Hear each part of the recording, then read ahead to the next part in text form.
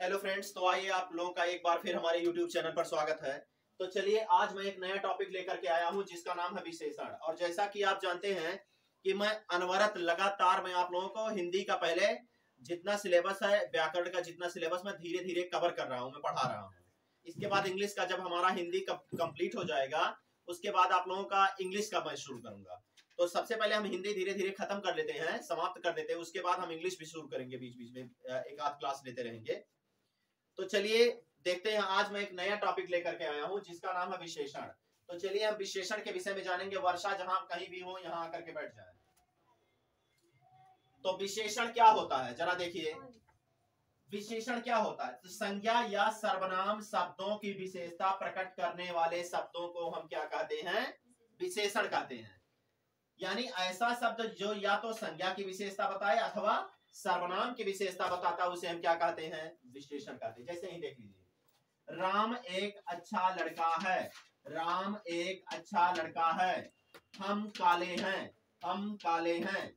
जरा ध्यान से समझिए, हमने परिभाषा क्या लिखवाया है कि संज्ञा या सर्वनाम शब्दों की विशेषता बताने वाले शब्दों को विशेषण कहते हैं। जैसे ही देख लीजिए, राम एक अच्छा लड़का है। हम काले हैं। अब जरा देखिए ध्यान से, ये जो अच्छा शब्द है वो विशेषता बता रहा है किसकी? राम की। और राम क्या है भैया? नाउन है। क्या है? नाउन। नाउन इस संज्ञा है। क्या है? संज्ञा है। दूसरा, हम काले हैं। हम काले हैं, तो यहां देखिए काला विशेषता बता रहा है किसकी? हम की। तो ये क्या हो गया? प्रोनाउन यानी सर्वनाम है। यानी पहले वाले वाक्य में अच्छा शब्द विशेषता बता रहा है राम की, और दूसरे वाले वाक्य में काला शब्द विशेषता बता रहा है हम की। तो ये राम जो है वो संज्ञा है और हम क्या है? सर्वनाम है। जैसा कि मैं संज्ञा भी पढ़ा चुका हूं, सर्वनाम भी पढ़ा चुका हूं, शब्द क्या होते हैं ये भी मैं बता चुका हूं, वाक्य क्या होता है ये भी बता चुका हूं, वर्ण क्या होता है ये भी मैं बता चुका हूं। मतलब स्टेप टू स्टेप मैं सारी चीजें पढ़ाते चल रहा हूं। मेरा मकसद आप लोगों को रस, छंद, अलंकार, समास, संधि नहीं पढ़ाना है।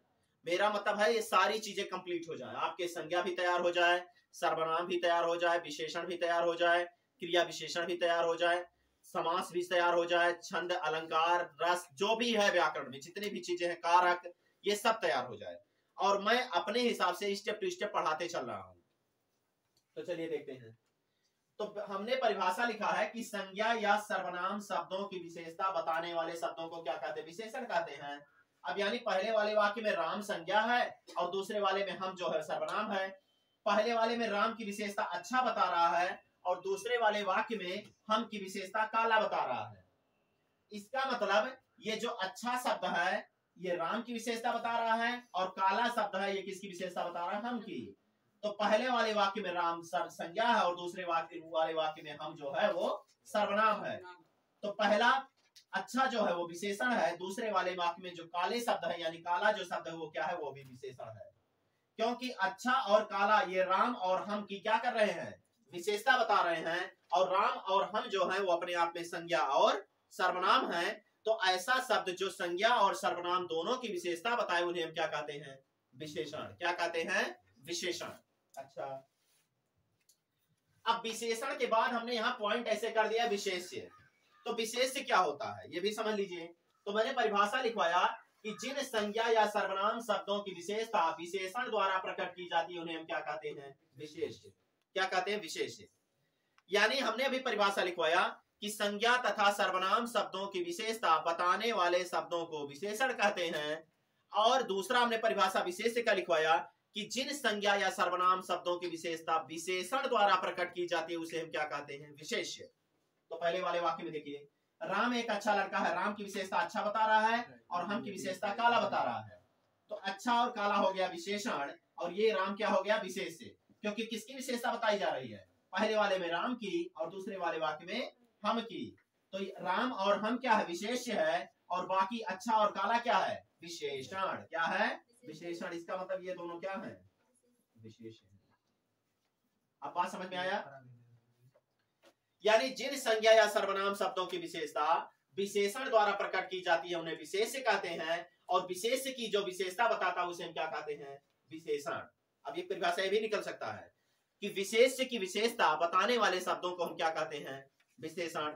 और विशेषण जिसकी विशेषता बताता उन्हें हम क्या कहते हैं? विशेष्य। तो किसकी विशेषता बता रहा है? राम और श्याम की। राम क्या है? संज्ञा। और ये राम क्या है? संज्ञा। और हम क्या है? सर्वनाम। तो संज्ञा और सर्वनाम, जिन संज्ञा या सर्वनाम शब्दों की विशेषता विशेषण द्वारा प्रकट की जाती है उन्हें हम क्या कहते हैं? विशेष्य कहते हैं। तो इसमें विशेष्य कौन है? राम और हम है। बात समझ में आया? तो यहाँ परिभाषा ने क्या लिखा है कि जिन संज्ञा या सर्वनाम शब्दों की विशेषता विशेषण द्वारा प्रकट की जाती है उन्हें विशेष्य कहते हैं। तो यहाँ देखिए विशेष्य क्या हुआ? राम हुआ और हम हुआ। यहाँ तक क्लियर?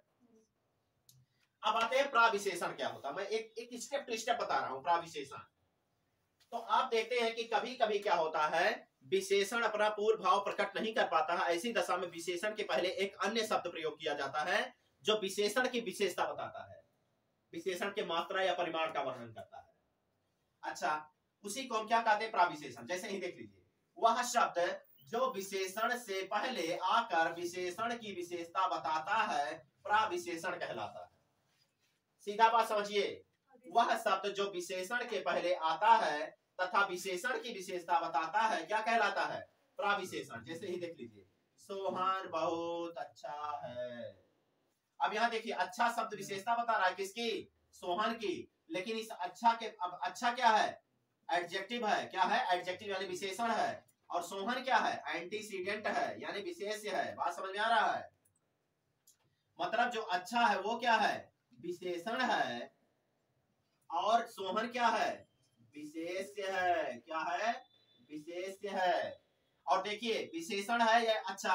अब इसके पहले एक शब्द प्रयोग किया गया है जो विशेषण की विशेषता बता रहा है। तो बहुत शब्द क्या कहलाएगा? प्राविशेषण। क्या कहलाएगा? प्राविशेषण। बात को समझिए ध्यान से। कह रहा है सोहन बहुत अच्छा है। अगर यहाँ लिख दिया होता कि सोहन अच्छा है तो सोहन की विशेषता अच्छा बताता तो अच्छा हो जाता विशेषण, और सोहन क्या हो जाता? विशेष। लेकिन अब अच्छा के पहले एक और शब्द आया है, यानी विशेषण के पहले एक और शब्द आया है। वो क्या है? बहुत। तो बहुत क्या कहलाएगा? प्राविशेषण। यानी ऐसा शब्द जो विशेषण के पहले प्रयोग किया जाए तथा विशेषण की विशेषता बताए उन्हें हम क्या कहते हैं? प्राविशेषण। क्या कहते हैं? प्राविशेषण। जैसे ही देख लीजिए, बहुत शब्द क्या है? प्राविशेषण है। अब आ जाते हैं विशेषण के भेद।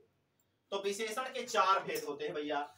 एक होता है सार्वनामिक विशेषण, दूसरा होता है संख्यावाचक विशेषण, तीसरा होता है परिमाणवाचक विशेषण, और चौथा होता है गुणवाचक विशेषण। कौन सा विशेषण? गुणवाचक विशेषण। तो सार्वनामिक विशेषण क्या है? जैसा कि नाम से ही स्पष्ट है, सर्वनाम से बना है। देखिए, सर्वनाम किसका है? सर्वनाम। यानी जब कोई सर्वनाम विशेषण का कार्य करता है तो उसे हम कौन सा विशेषण कहते हैं? सार्वनामिक विशेषण। जैसे यहाँ देख लीजिए, यह कलम है। अब यह वह क्या है? यह जो है, अगर आप इंग्लिश में जाएंगे तो डिमोन्स्ट्रेटिव वर्ड है। डिमोन्स्ट्रेट वर्ड है। डिमोन्स्ट्रेट वर्ड भी संकेत सूचक शब्द है। संकेत सूचक शब्द दो प्रकार के होते हैं, एक होता है निकटता सूचक और दूसरा होता है दूरी सूचक। मतलब यह, वह, यहाँ, वहां। होता है कि नहीं होता है? तो यहाँ देखिए, यह क्या है? ये सर्वनाम है। और ये किसके पहले आया है? कलम के पहले। और कलम क्या है? संज्ञा है। और ये विशेषता किसकी बता रहा है? ये काम किसका कर रहा है? विशेषण की। क्योंकि विशेषता बताने का काम कर रहा है किसकी? कलम की। और कलम क्या है? नाउन है। तो ऐसा सर्वनाम, ये तो है सर्वनाम, लेकिन विशेषण का कार्य कर रहा है, यानी कलम की विशेषता बता रहा है। इसलिए कौन सा विशेषण कहलाएगा?